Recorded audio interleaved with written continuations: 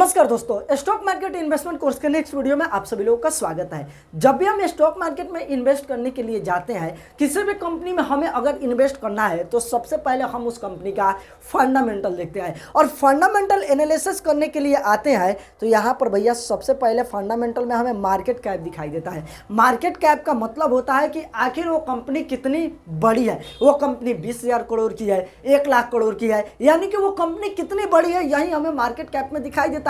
Market cap का पूरा नाम होता है मार्केट कैपिटलाइजेशन। यह तो भैया आपको पता चल गया। उसके बाद नेक्स्ट दिखाई देता है पी रेशियो, जो कि यहाँ पर आप देख सकते हैं, और उसके बाद दिखाई देता है पीबी रेशियो, जो कि यहाँ पर आप देख सकते हैं। तो आज के मैं इस वीडियो में आप लोगों को पी रेशियो और पीबी रेशियो के बारे में बताने वाला हूँ कि आखिर यह क्या है और आखिर इससे क्या फर्क पड़ता है कंपनी के ऊपर, और इसे देख के हम कंपनी का फंडामेंटल कैसे देखेंगे, आखिर इसका मतलब क्या है। तो चलिए दोस्तों, हम इस वीडियो को करते ही स्टार्ट। मैं आपका दोस्त मंगेश कुमार, स्वागत है आप सभी लोगों का स्टॉक मार्केट इन्वेस्टमेंट कोर्स के नेक्स्ट वीडियो में। तो चलिए इस वीडियो को देख लेते हैं। और दोस्तों, अगर आप हमारे कोर्स के सारे वीडियो को बिल्कुल फ्री में देखना चाहते हैं तो लिंक है नीचे डिस्क्रिप्शन में, आप जाके देख सकते हैं।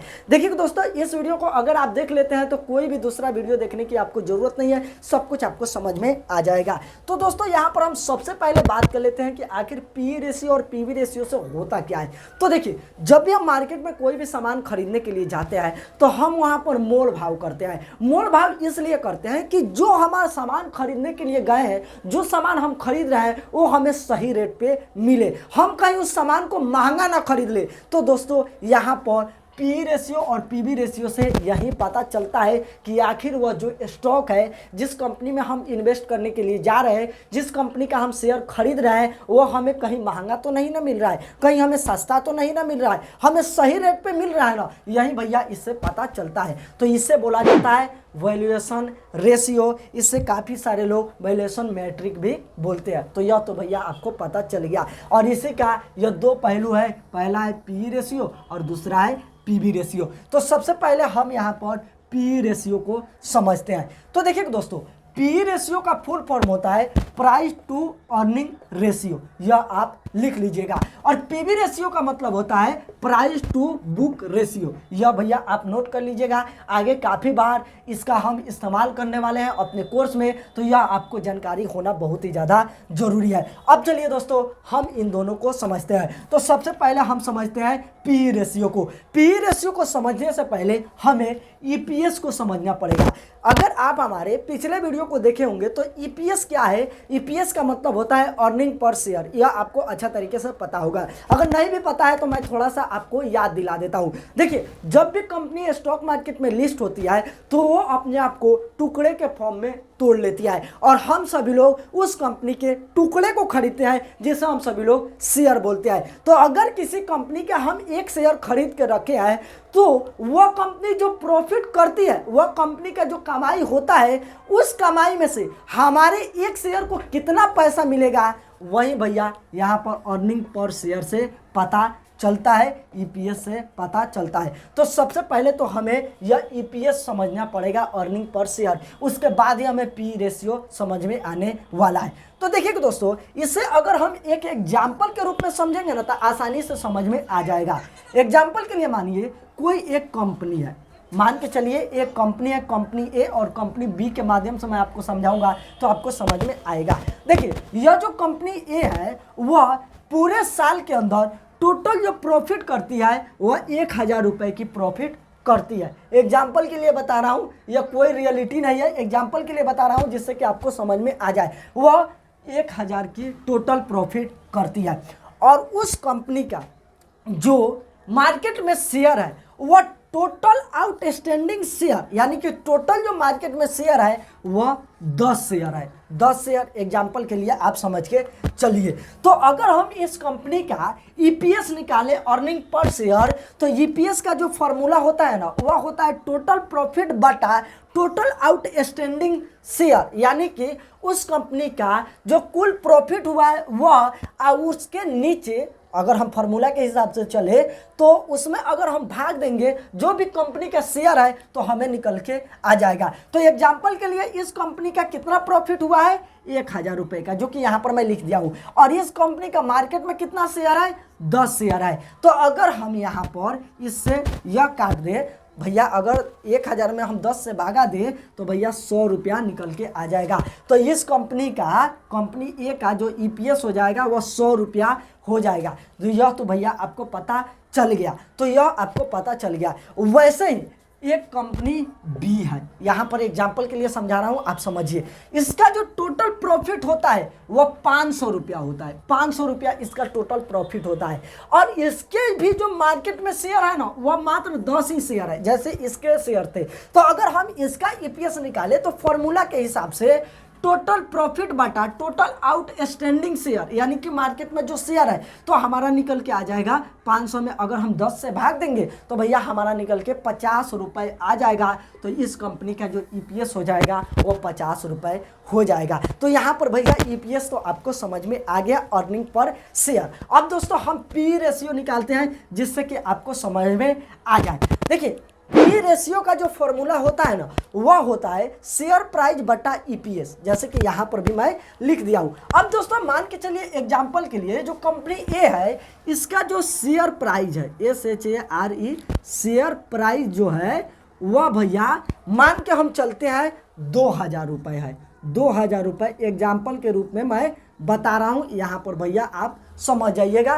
2000 रुपये एग्जाम्पल के लिए मैं बता रहा हूँ कि इस कंपनी ये है जिसका जो शेयर प्राइस है वो 2000 रुपया है। वैसे ही एक कंपनी बी है, इसके अगर हम शेयर प्राइस की बात करें तो इसका भैया एग्जाम्पल के लिए हम मान के चलते हैं, इसका चलिए ना हम निकाल लेते हैं एग्जाम्पल के लिए 1500 रुपया है। एग्जाम्पल के लिए बता रहा हूँ, यह दोस्तों आपको यहाँ पर समझ में आए इसलिए मैं आपको बता रहा हूँ। तो यह तो भैया आपको पता चल गया। अब दोस्तों अगर हम इसका P रेशियो निकालें कंपनी ए का, तो फॉर्मूला के हिसाब से P रेशियो का जो फॉर्मूला होता है वह होता है शेयर प्राइस बटा EPS। तो इसका शेयर प्राइस कितना है 2000 है, तो 2000 निकल दिया हूँ। और इसका EPS कितना निकल के आया है 100 रुपया आया है, तो 100 मैं यहाँ पर लिख दिया हूँ। अगर हम इसमें भाग दें तो भैया निकल के आ जाएगा 20। तो इस कंपनी का P रेशियो हो जाएगा 20। यह तो आपको पता चल गया। वैसे ही कंपनी बी की बात करें तो भैया इसका भी वैसे ही शेयर प्राइस बटा EPS, तो 1500 रुपया शेयर प्राइस है और EPS निकल के आया है 50 रुपये।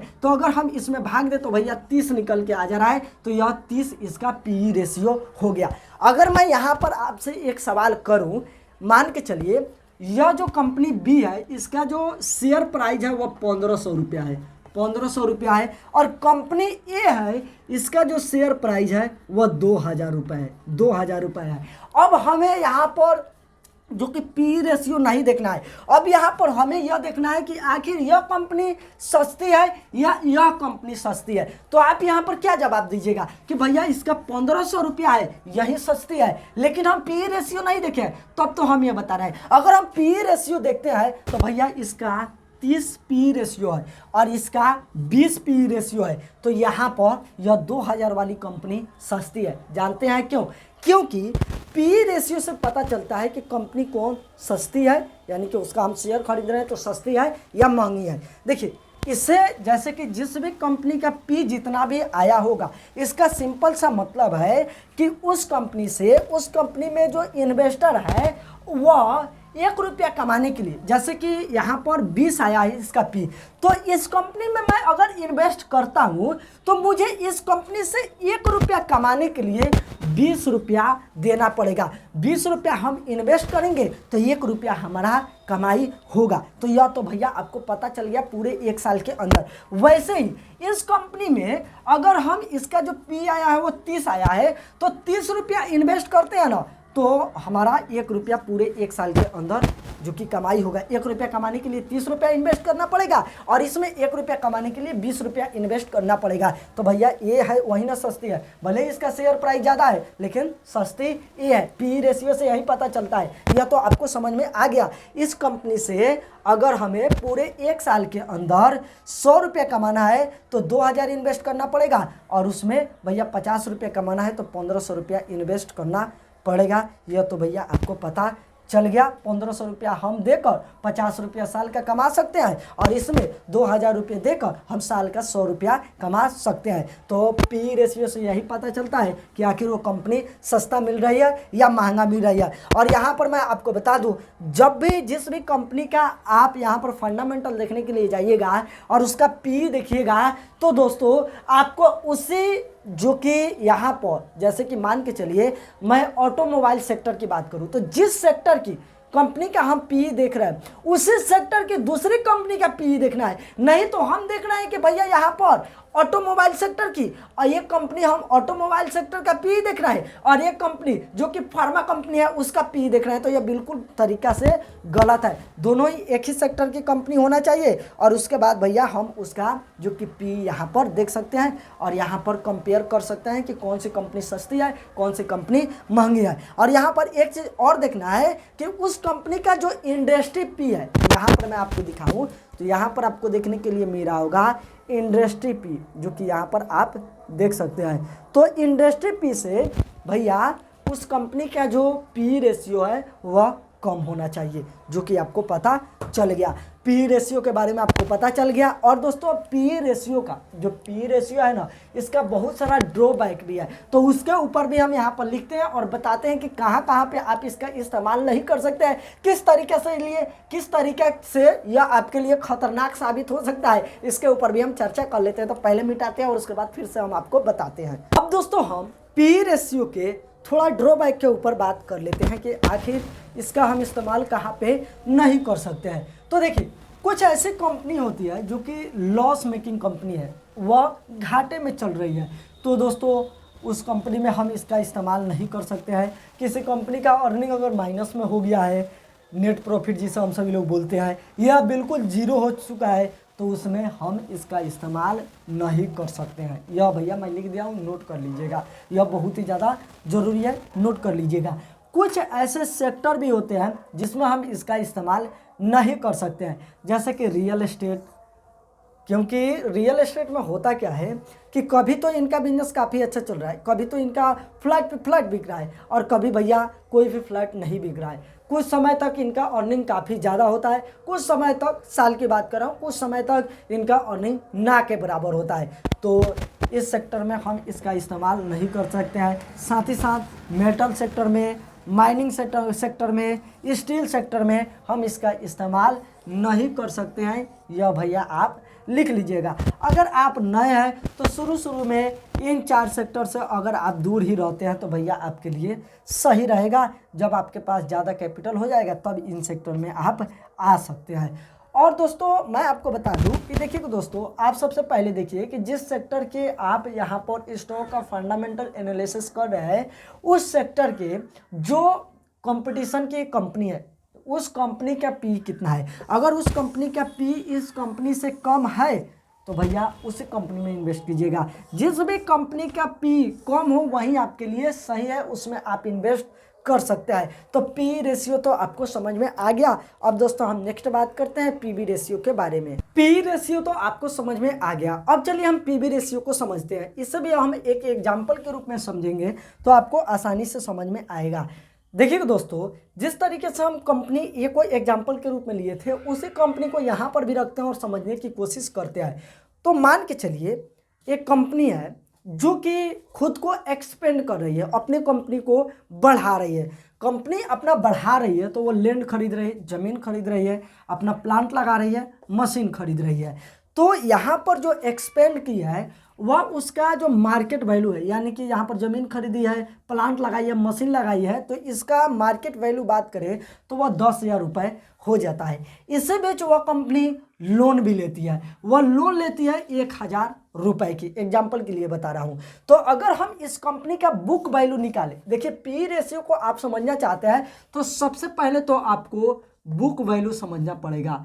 तो बुक वैल्यू अगर आप समझ लीजिएगा तभी जाके आपको पीबी रेशियो समझ में आएगा। तो अगर हम इस कंपनी का बुक वैल्यू निकालते हैं तो बुक वैल्यू का जो फॉर्मूला होता है वह होता है टोटल एसेट, यानी कि वो कंपनी अपने आप को जो एक्सपेंड किया है उसका मार्केट वैल्यू कितना है।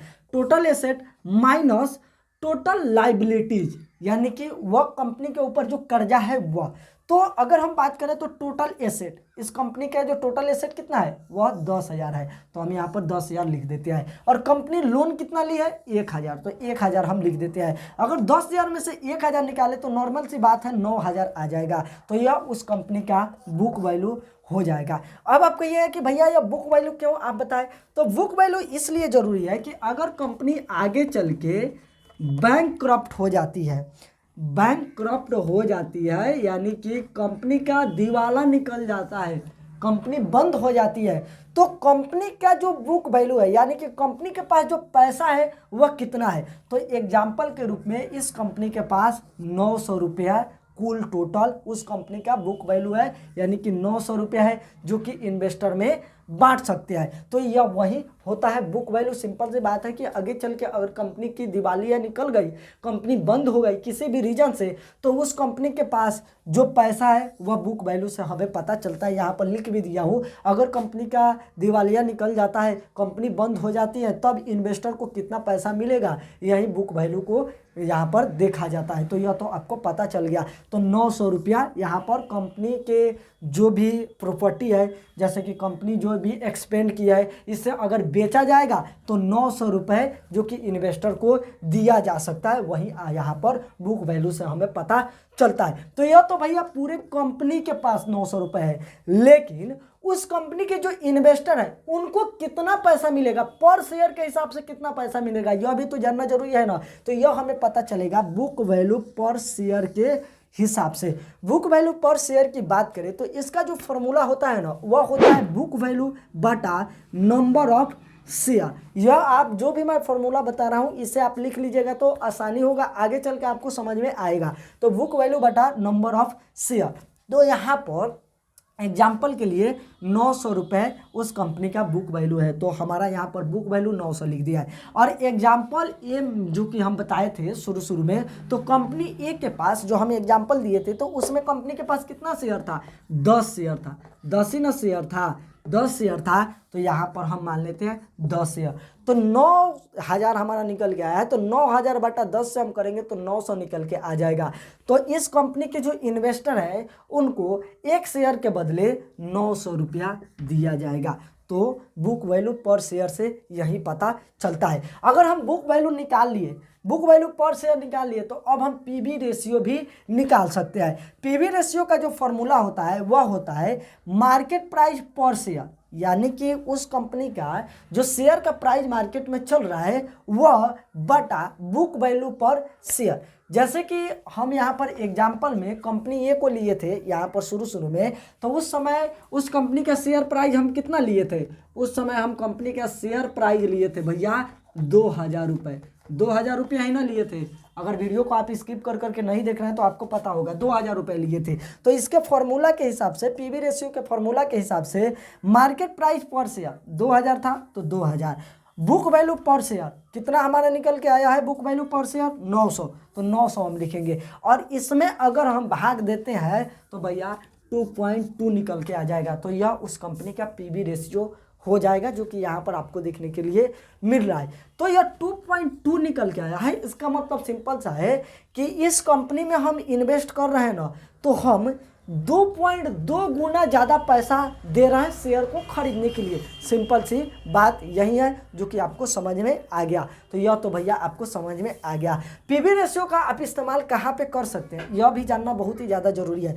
तो अगर कोई कंपनी है जिसके पास हार्ड एसेट है, बहुत ज़्यादा एसेट है, उसके संपत्ति को बेच के आगे चल के कंपनी का दिवाला निकल जाता है, कंपनी बंद हो जाती है, तो उसे बेच के इन्वेस्टर को पैसा मिल सकता है। तो इसमें कौन सी कंपनी आ जाएगी, सीमेंट बनाने वाली जो कंपनी है वह आ जाएगी, पावर सेक्टर की जो कंपनी है वह आ जाएगी, बैंकिंग सेक्टर है क्योंकि बैंक के पास हम लोगों का पैसा पड़ा रहता है तो यह भी आ जाएगी। ऐसे आप समझिए ना कि जिस भी कंपनी के पास ज़्यादा पैसा होता है, यानी कि हार्ड एसेट होता है, ज़्यादा पैसे की बात नहीं कर रहा हूँ, हार्ड एसेट होता है जिससे कि आगे चल के बेचा जा सकता है, तो वह उसमें आप इसका इस्तेमाल कर सकते हैं हार्ड एसेट वाले कंपनी में।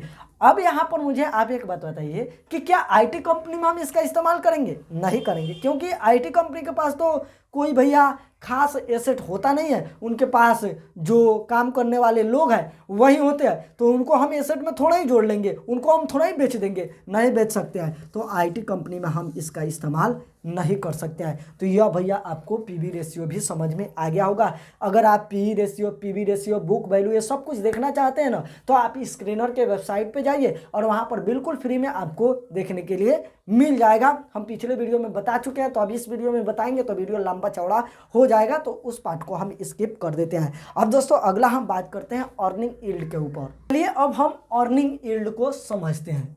देखिए इसे भी अगर हम एक एग्जाम्पल के रूप में समझेंगे तो आसानी से समझ में आ जाएगा।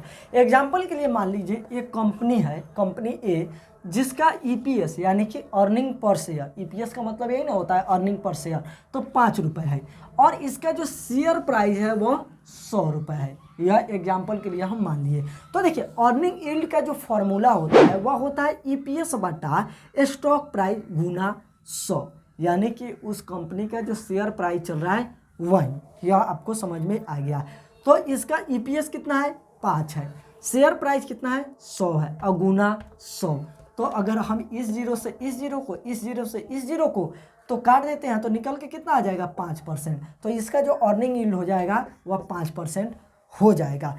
तो अगर मैं आपसे एक सवाल करूं कि एक कंपनी है जिसका अर्निंग यील्ड 5% है और एक कंपनी बी है जिसका अर्निंग यील्ड 10% है, तो इसमें कौन सही है, अभी आपको पता नहीं चल रहा होगा, बताता हूँ।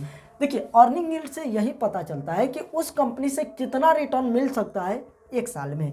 तो जिसका भी यहाँ पर अर्निंग यील्ड ज़्यादा हो वही सही है, तो जिसका 10% है वह सही है। यहाँ पर दोस्तों इसे नोट कर लीजिएगा तो आपको बहुत ही ज़्यादा फायदा होने वाला है। तो यहाँ पर हम आपको क्या बता दिए, पी रेशियो बता दिए, पीवी रेशियो बता दिए, बुक वैल्यू समझा दिए, साथ ही साथ अर्निंग यील्ड समझा दिए। ये सब कुछ आप नोट कर लीजिएगा और इस सब को आप चाहते हैं तो स्क्रीनर के वेबसाइट पे जाके देख सकते हैं। साथ ही साथ अगर हम बात करें तो सिर्फ यही कुछ देख के आप किसी कंपनी में इन्वेस्ट मत कर दीजिएगा, बहुत कुछ देखा जाता है। अगर हम यहाँ पर वैल्यूएशन की भी बात करें तो इसमें बहुत कुछ आता है, जैसे कि फाइनेंशियल हेल्थ आ जाएगा, मैनेजमेंट क्वालिटी आ जाएगा, इंडस्ट्रियल ट्रेंड्स आ जाएगा, साथ ही साथ कॉम्पिटिटिव लैंडस्केप आ जाएगा, रेगुलेटरी क्या है इन्वायरमेंट आ जाएगा। उसके बाद माइक्रो इकोनॉमिक्स फैक्टर जिसमें आपका यहाँ पर आ जाएगा इंटरेस्ट रेट और दोस्तों इन्फ्लेशन यानी कि महंगाई। तो यह सब कुछ चेक किया जाता है, उसके बाद ही पता चलता है कि आखिर कंपनी सस्ता मिल रही है या महंगा मिल रही है। तो यहाँ पर पी रेशियो और पीवी रेशियो आप समझ गए होंगे। यह दोस्तों आपको बहुत ही ज़्यादा फायदा देगा आगे जब हम फंडामेंटल एनालिसिस करेंगे तब। तो चलिए इस वीडियो में इतना ही था। वीडियो कैसा लगा कमेंट करके बताइए। वीडियो बनाने में काफ़ी ज़्यादा टाइम लगता है, रिसर्च करना पड़ता है, मेहनत लगता है, एडिटिंग करना पड़ता है, इसलिए भैया वीडियो में थोड़ा देर हो जा रहा है। सप्ताह में एक ही वीडियो मैं दे पा रहा हूँ इस चैनल पर स्टॉक मार्केट का, तो इसके लिए माफ़ी चाहता हूँ। कोशिश करेंगे जितना ज़्यादा हो सके उतना ज़्यादा वीडियो डाले, लेकिन भैया सप्ताह में 1 से 2 वीडियो आ सकता है, इससे ज़्यादा वीडियो नहीं आ सकता है क्योंकि इसमें रिसर्च करना पड़ता है, उसमें टाइम काफ़ी ज़्यादा लगता है। अब दोस्तों मैं आपसे एक सवाल करता हूँ, क्या आप वीडियो को पूरा देखे हैं? अगर देखे होंगे तो आप सवाल का जवाब दीजिएगा। सबसे पहला मैं एक जगह पे पीवी रेशियो को पी रेशियो बोल दिया हूँ, तो उसे जाके एक बार देखिए, आपको पता चलेगा कहाँ पे गलती किया हूँ, कमेंट करके बताइए। उसके बाद दोस्तों मैं 9000 को 900 बोला हूँ, तो वो भी कमेंट करके बताइए कहाँ से कहाँ तक बोला हूँ। अगर वो कमेंट आप कर देते हैं ना तो आपको पता चल जाएगा कि वीडियो को आप पूरा देखे हैं या नहीं देखे हैं। वीडियो अगर आपको सही लगा होगा तो कमेंट कीजिएगा। और दोस्तों मैं आपको बता दूँ, अगर यह आपको थोड़ा माथा के ऊपर से निकल गया होगा तो कॉपी पेन लेके बैठ जाइए और लिख लीजिए, उसके बाद आपको समझ में आ जाएगा। पूरा हिसाब किताब लिखिएगा तो आपको समझ में आ जाएगा। चलिए इस वीडियो में इतना ही था, अगली वीडियो मिलते तब तक के लिए बाय।